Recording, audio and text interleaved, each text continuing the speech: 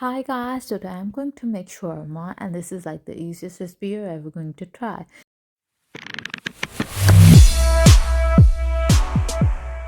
So first of all, I'm adding yogurt and with that I'm taking salt. And I'm adding red chili powder. With that I'm taking turmeric powder and tikka masala. And I'm going to add garam masala powder as well and some oil. And I'm going to mix it quite well with the help of a spoon. Now I'm going to add some boneless chicken. Like I have taken some boneless chicken and I have cut it into smaller pieces.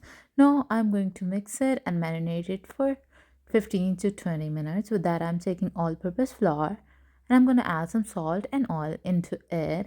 I'm going to mix it with the help of my hand. You can also wear a glove if you're not comfortable. And we're going to add water gradually as per required. Now you can see our dough is ready. Now we can put it for rest for 15 to 20 minutes. And I'm taking marinated chicken and putting into frying pan. I've turned the flame on low and we're going to cook it for 5 to 6 minutes until the water is dried out. Now you can see the water is completely dried out and our chicken has completely done. Now I'm taking mayonnaise, ketchup, chili sauce and all these masalas by adding in this mixture to make a sauce. We're going to mix these ingredients quite well and this turns out to be the tastiest sauce. Now getting towards the shawarma roti, we're going to take some of the dough and make it a little balls out of it and spread it with the help of a roller. Roll it out and then grease it with some oil, dry and some dry flour as well. And now just follow this process like I'm doing it, just do the same thing. And this is gonna turn out the tastiest shawarma roti ever you're going to ever eat. You can also say it's tortilla wrap.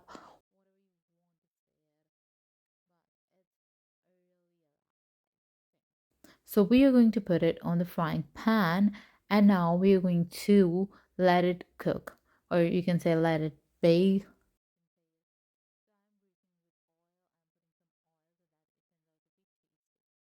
Now we are going to flip it side by side and I've taken some vegetables, I've taken salad leaves.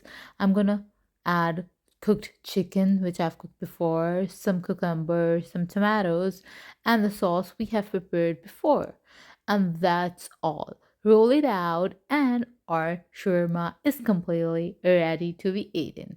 This is really tasty and yummy. You can also say it as paratha roll because it is made up of mostly paratha.